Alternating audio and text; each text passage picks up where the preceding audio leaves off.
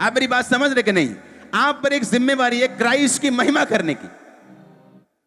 हमें मालूम है कि वो सिर्फ ये वाला ढकना नहीं, वो ब्रेस्ट ढकने के लिए बोल रहे ताकि ऑड सा ना लगे, परमेश्वर के घर में गलत निगाह ना पड़े, कोई उत्तेजित ना हो, ताकि हर बंदा परमेश्वर में और आत्मा में बना रहे। लेकिन हम फिर भी सिर पे लेते हैं। क्यों?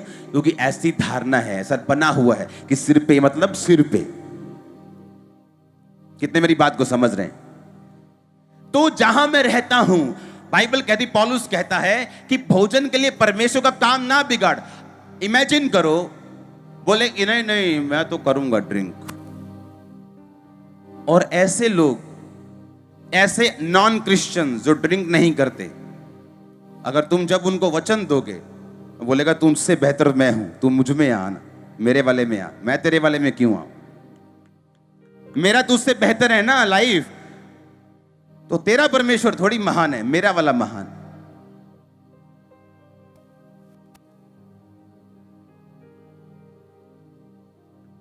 लेकिन जब वचन की नॉलेज नहीं होती तो शैतान भरमाता है और गिराता है।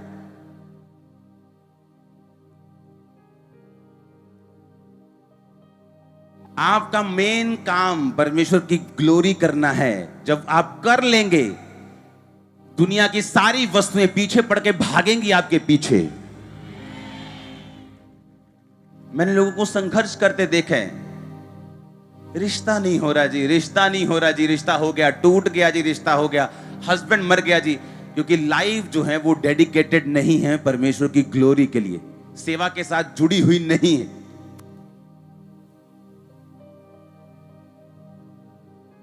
अगर 10 घर आपके पास रहते हैं और आप क्रिश्चियन हैं, अगर आपके छोटे कपड़े पहनने से उनको ठोकर लगती है, बंद कर दो पहनना। आपको यह दिखाना है कि आप बेस्ट हैं, आप बेटर हैं।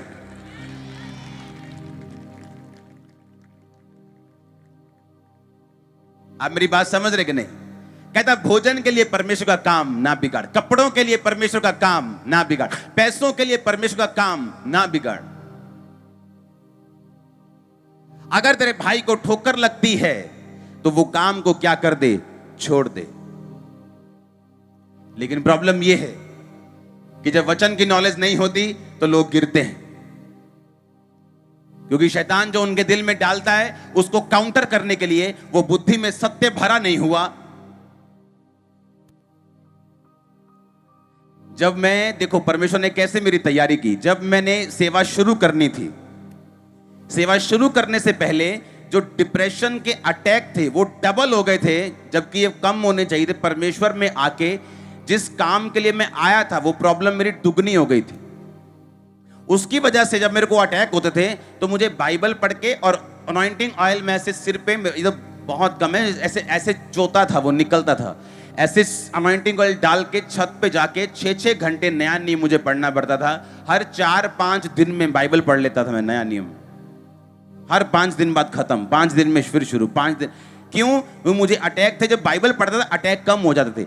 परमेश्वर का मकसद क्या था कि वचन इतना मेरी बुद्धि में चला जाए, और जब लोग मुझसे मिलने के लिए आते थे बोलते थे मेरी लाइफ में ये प्रॉब्लम है, कभी मुंह से काउंसलिंग नहीं, आप प्रॉब्लम बोलो, मैं वो वचन निकाल के आपके सामने रख दूंगा, कहां क्या लिखा है। आप प्रॉब्लम बोलो, मैं वचन निकाल, आप फाइनेंस बोलो, वचन निकाल दूंगा, आप बेटा बोलो, बेटी बोलो, शरीर बोलो, किडनी बोलो, लीवर बोलो, हड्डी बोलो, मैं वर्ड से निकाल के आपके सामने। इतना वर्ड मैंने पढ़ा, इस कारण नहीं कि मैं प्रभु से प्यार करता था, इस कारण कि वो अटैक कम होते थे। इस तरह से परमेश्वर ने मुझे अपने पीछे चलाया, क्योंकि जब बुद्धि में परमेश्वर का वचन भरा नहीं हुआ तो क्या होगा कि शैतान जब अपनी पूरी प्लानिंग के साथ आपके पास आएगा, आप बहक जाएंगे। आप बोलेंगे परमेश्वर ने बोला है, जबकि परमेश्वर ने नहीं बोला है, वो इस संसार के ईश्वर ने बोला है।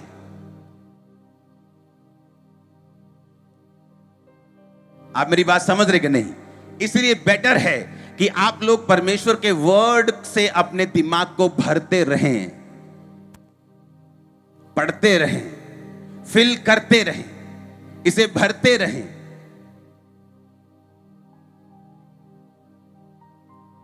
हालेलुया।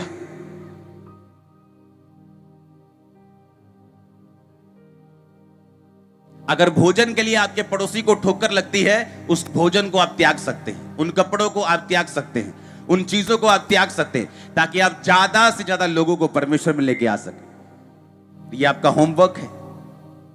क्या है आपका? क्या है आपका? ये होमवर्क है आपका, जो आपके टीचर, आपके फादर, आपके यीशु मसीह बॉस ने आपको दिया है। और जब होमवर्क आप पूरा कर लेंगे, वो आपके परिवार को महिमा देगा, वो ग्लोरी देगा। यही तो काम है जो हम भूल गए। यही तो काम है कलीसिया जो करना भूल गई, कि वो चर्च में तो आती तो आत्मिक लगती है, लेकिन प्रॉब्लम यह है चर्च के बाहर जाने के बाद, अपने काम धंधे पे निकलने के बाद आप कैसे हैं।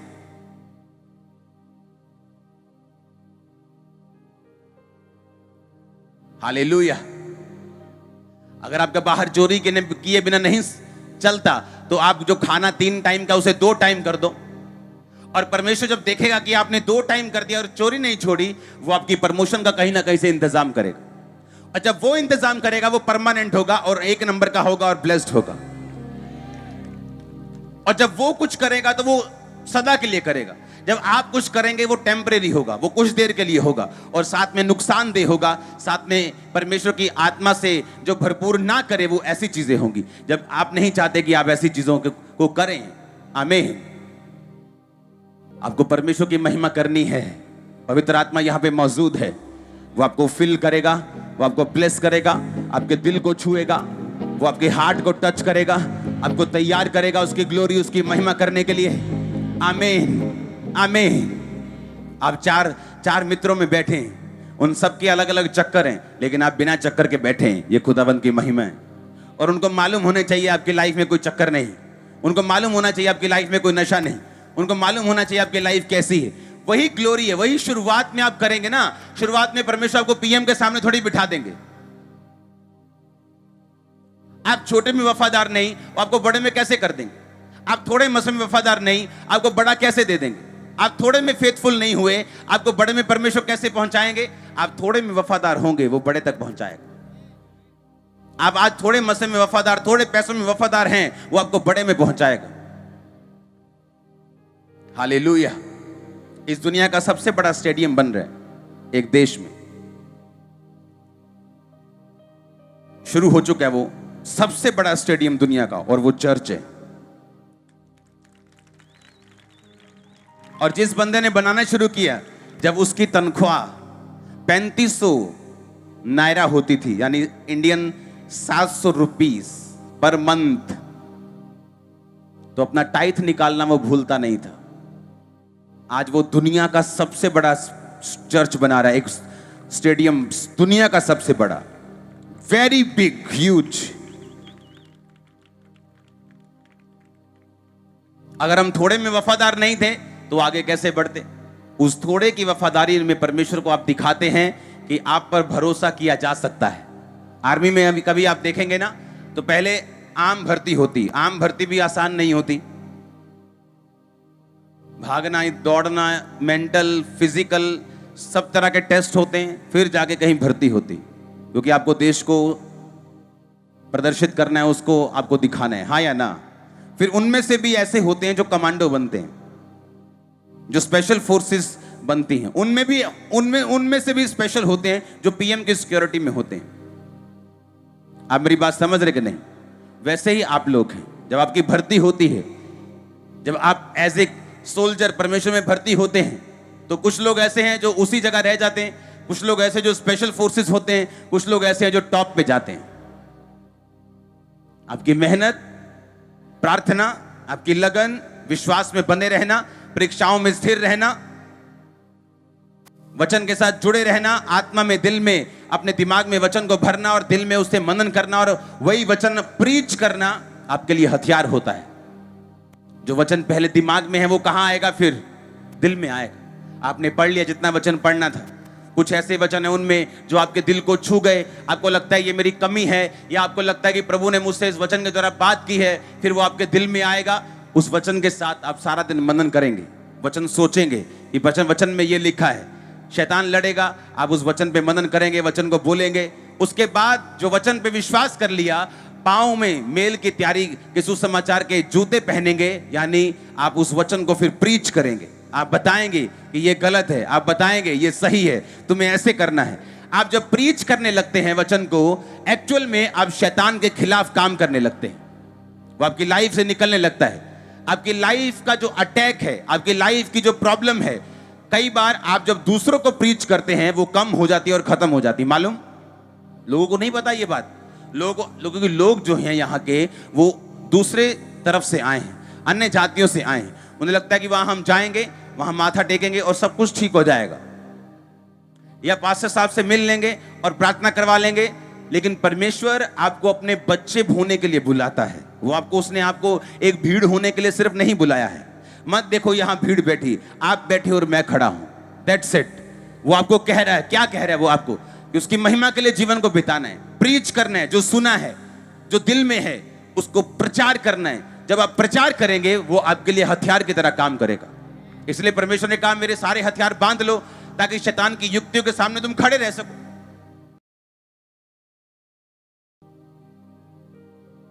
ये बहुत सीरियस विषय है, बहुत सीरियस विषय। हमें इसके लिए प्रार्थना भी करनी है। आमीन। एक राइट लाइफ परमेश्वर को चाहिए और वो आगे बढ़ाने के लिए आपको तैयार है।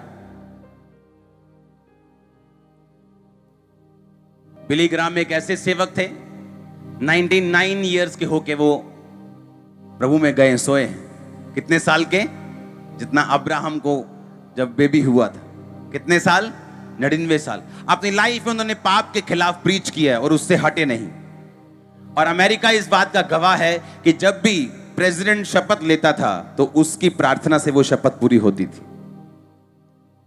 और सिर्फ प्रीच किया है पाप के खिलाफ। प्रीचिंग एक हथियार है।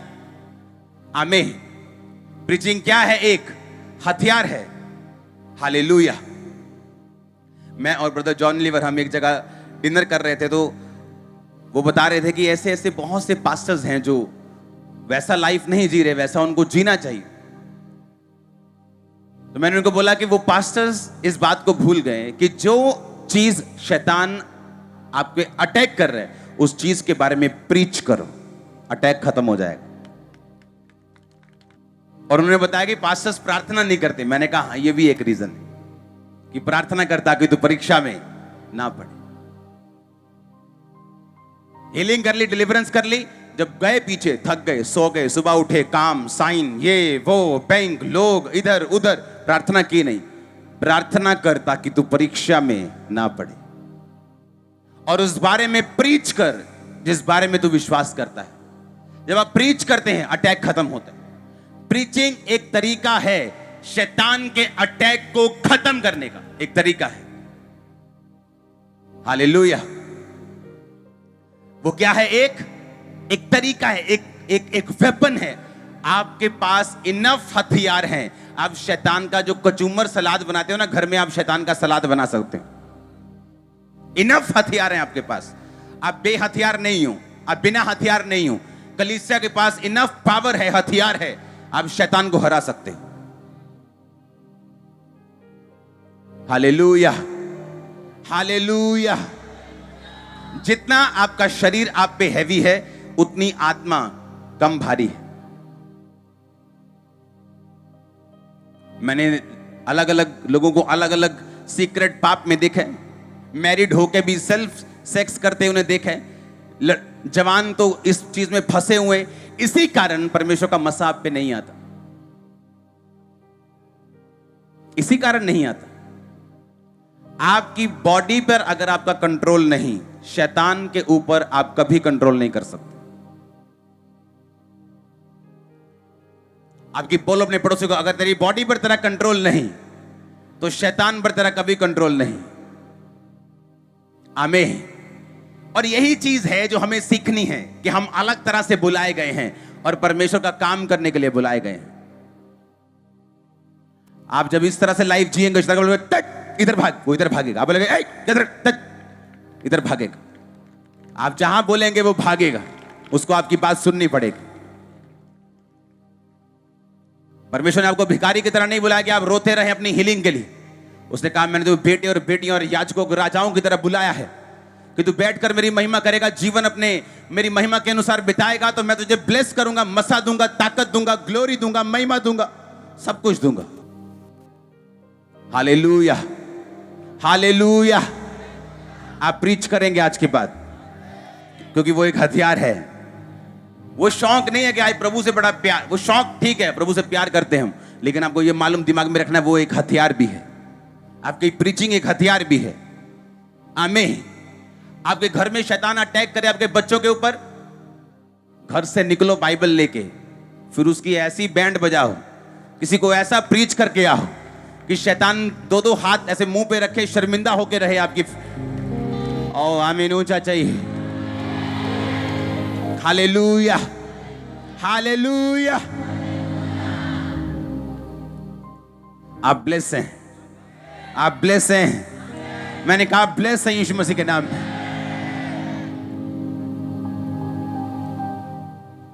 आमीन। रास्ते में अगर आपको आईफोन मिले तो क्या करेंगे? ओ धन्यवाद करांगे जी, ओ शुक्र है प्रभु जी, मैं कल ही कह रहा ही मैं लेना। हाँ। और अन्य जातियों में ऐसे लोग हैं जो पैसों से भरे बैग को वापस कर देते पुलिस, और जब आप उनके पास जाएंगे कि हैं जे सुन मनो, वो बोलेगा कि तेरे कैरेक्टर से अच्छा मेरा कैरेक्टर है, तू मुझ में, तू मेरे को मान। आप समझ रहे मेरी बात? मेरे घर में जब काम चल रहा था तो मेरा पर्स किसी ने चोरी कर लिया,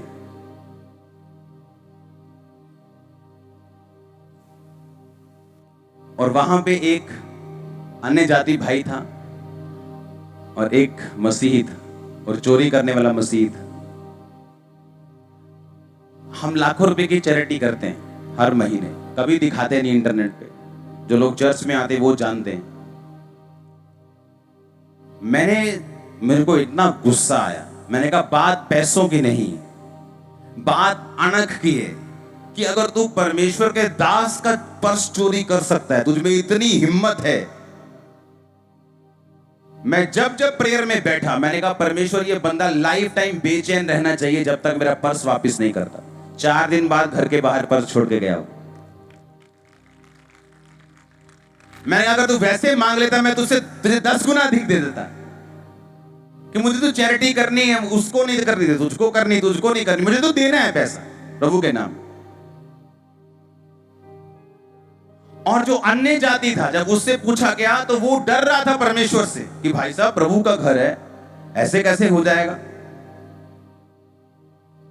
और जब हम अपनी लाइफ से प्रभु की महिमा नहीं करते तो श्राप आते हैं। हालेलुया। अपने हाथों को उठाओ। सबको जय मसीह की। मैं जतिन बब्बर और आप देख रहे हैं मसीह परिवार चैनल। जैसे कि आप सब जानते हैं कि मैं इस चैनल पे प्रभु के अलग अलग दासों की वीडियोस डालता हूं, तो अगर आपको हमारा चैनल अच्छा लगता है तो आप इस चैनल को ज़्यादा से ज़्यादा सब्सक्राइब जरूर करें, ताकि आप प्रभु के वचन को सुन सके। वीडियोस को ज़्यादा से ज़्यादा शेयर करें ताकि जिन लोगों तक वचन नहीं पहुंचा उन तक भी वचन पहुंच सके। सबको जय मसीह की। एक बार मैं आपसे दोबारा कहूँगा कि इस चैनल को सब्सक्राइब जरूर करें और वीडियोस को ज़्यादा से ज़्यादा शेयर करें। जय मसीह की।